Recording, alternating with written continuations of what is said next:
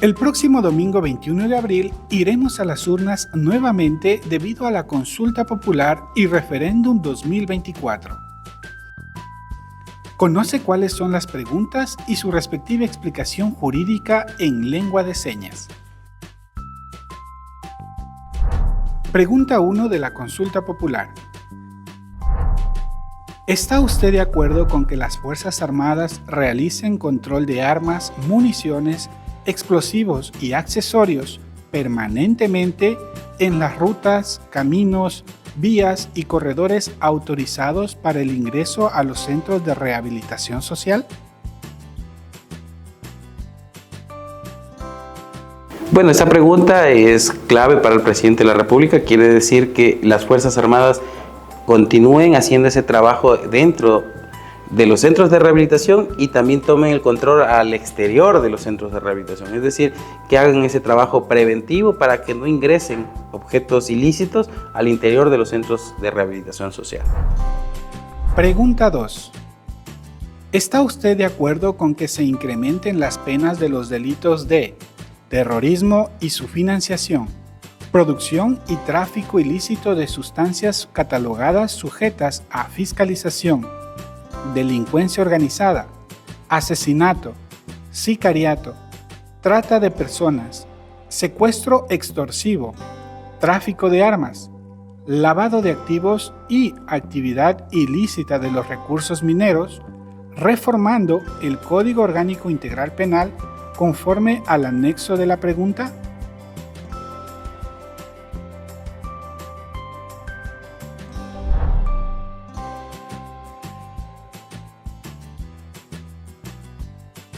En esta pregunta lo que quiere es decir, o lo que establece es de que los delitos antes señalados, es decir, el terrorismo, el financiamiento, la producción, la venta de las sustancias sujetas a fiscalización, así como también delitos como asesinato, el sicariato, la trata de personas, aumenten el tema de las penas. Es decir, si hoy por un asesinato o por un femicidio se les daba 16 años, con el endurecimiento de penas este tiempo tendrá que ser mucho mayor. Es decir, que a este tipo de delitos se les dé una pena mucho más alta. Pregunta 3. ¿Está usted de acuerdo con que las personas privadas de la libertad cumplan la totalidad de su pena dentro del centro de rehabilitación social en los delitos detallados en el anexo de la pregunta, reformando el Código Orgánico Integral Penal conforme consta en el referido anexo?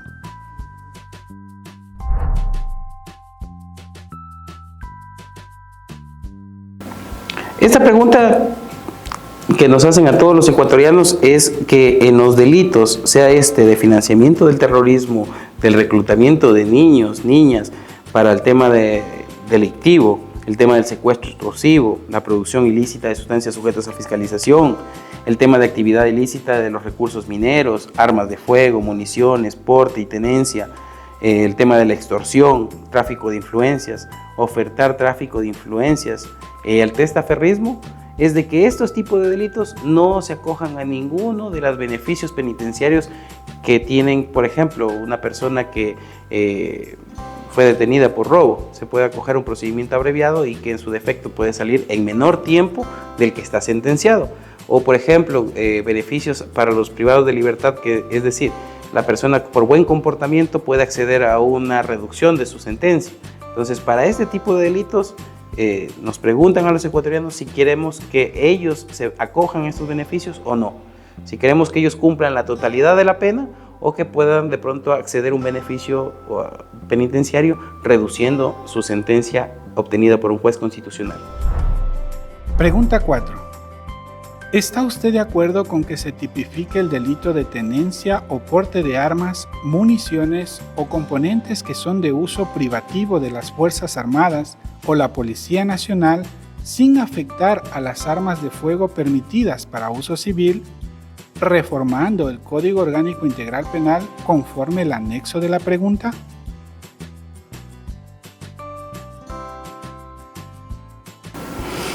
Dentro de esta pregunta lo que establece la misma es de que las armas de fuego, o sea, el delito de tenencia y porte de armas de fuego, de municiones u otros componentes que son de prohibición para cualquier ciudadano ecuatoriano, a excepción de las Fuerzas Armadas que obviamente por su actividad laboral ejecutan la utilización de estas, no puedan, o sea, que se tipifiquen dentro del Código Orgánico Integral Penal, es decir, que conste dentro del catálogo de delitos el porte, la tenencia o en su defecto no solo de armas, sino también de municiones y de otros componentes que ahora en la actualidad no está puesto como componentes el tema de las municiones y otras cosas que pueden ayudar a afectar la integridad de los ecuatorianos.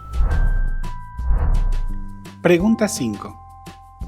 ¿Está usted de acuerdo con que las armas, sus partes o piezas, explosivos, municiones o accesorios que fueron instrumentos u objeto material de un delito puedan destinarse al uso inmediato de la Policía Nacional o Fuerzas Armadas, reformando el Código Orgánico Integral Penal conforme el anexo de la pregunta?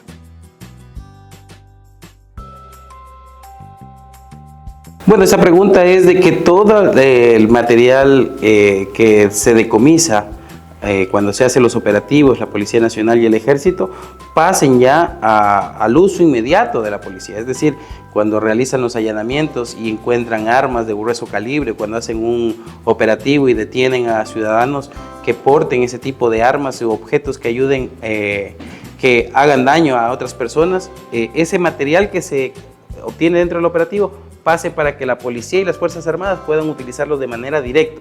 Es decir, que no haya un trámite burocrático que limite mucho tiempo la utilización de este armamento que puede dar mejores resultados en manos de la policía y las Fuerzas Armadas. Pregunta 6. ¿Está usted de acuerdo con que el Estado proceda a ser el titular, propietario, de los bienes de origen ilícito o injustificado, simplificando el procedimiento de la Ley Orgánica de Extinción de Dominio, conforme al anexo de la pregunta?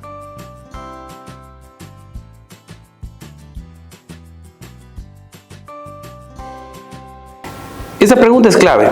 ¿Por qué? Porque todos los bienes que están obtenidos de manera ilícita, sea por el narcotráfico, el tema de las sustancias sujetas a fiscalización, el desaferrismo, todas esas actividades ilícitas, todo ese dinero que se recauda, lo que propone la pregunta es de que se lo ocupe de manera inmediata por parte del Estado, es decir, los edificios, las casas, las motos, todo ese tipo de elementos que tienen estos grupos delictivos pasen para que el Estado los administre y los pueda dar de pronto a instituciones que lo requieran, es decir, por la necesidad institucional, ese tipo de edificios y bienes puedan pasar y ser utilizados por el sector público.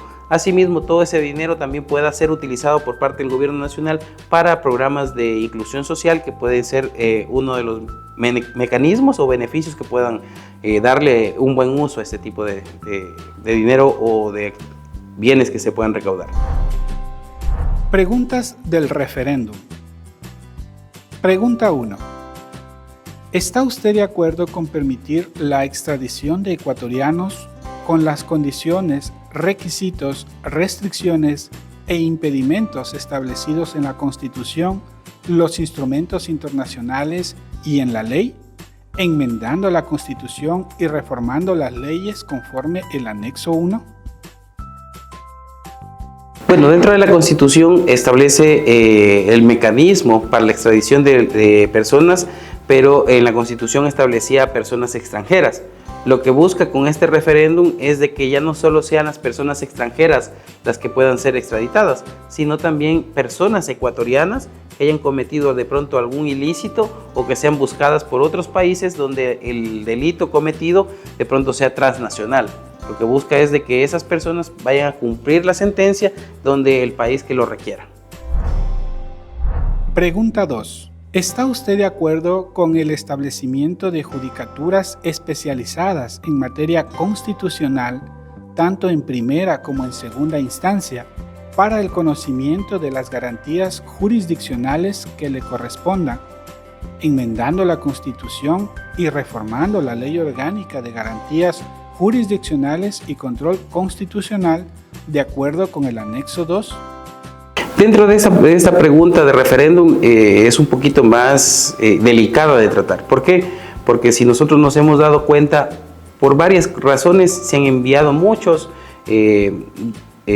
peticiones al tema jurisdiccional, es decir, presentando acciones de protección casi por todo. Si nos damos cuenta, los políticos han mandado mucho tema de acciones de protección, y es decir, han salido algunas cosas que no tienen que darse de esa forma. Entonces, ¿cuál es el objetivo de esta pregunta? Es de que se genere un organismo específico para el tratamiento de este tipo de acciones, sean acciones de protección, sean acciones de garantías constitucionales, al fin de que se le dé el trámite especializado. Es decir, como ustedes pueden darse cuenta, en la Judicatura tenemos una unidad que trata solo el tema de violencia. Asimismo va a ser en el tema de garantía constitucional, que ya no van a ser conocidos por todos los jueces, sino que va a ser un juez específico para tratar esa materia de garantía constitucional. Pregunta 3. ¿Está usted de acuerdo que el Estado ecuatoriano reconozca el arbitraje internacional como método para solucionar controversias en materia de inversión, contractuales o comerciales?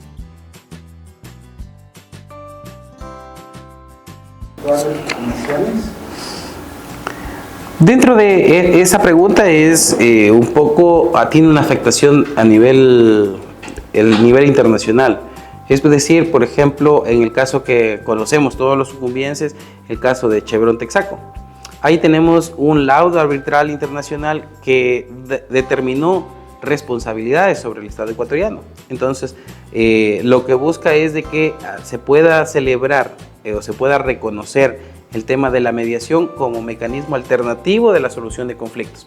Lo que buscamos es de que de pronto el organismo jurisdiccional también acoja al tema de pronto un fallo o un laudo arbitral sin tener que entrar a ser reconocido o no reconocido dentro de la Asamblea Nacional. Pregunta 4.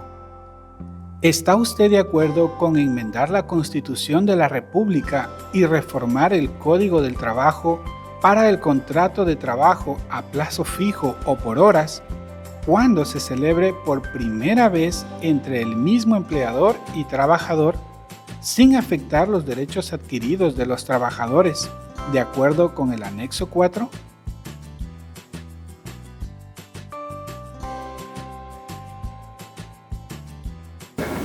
Dentro de esta pregunta es una de las más controversiales porque ya hablamos del tema del trabajo.